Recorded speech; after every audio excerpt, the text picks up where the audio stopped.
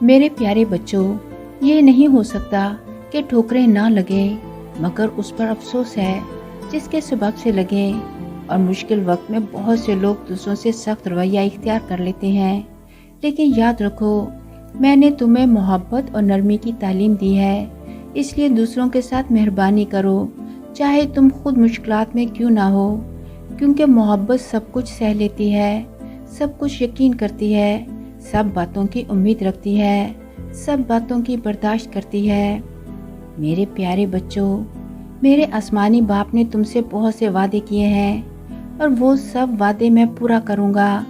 اگر تم مشکلات میں صبر اور ایمان سے کھڑے رہو گے تو تم دیکھو گے کہ میں تمہاری زندگی میں اپنی برکتیں نازل کروں گا، کیونکہ میں تمہارے حق میں اپنے خیالات کو جانتا ہوں، یعنی سلامتی کے خیالات، برائی کے نہیں، تاکہ میں تمہیں نیک انجام کی امید بخشوں۔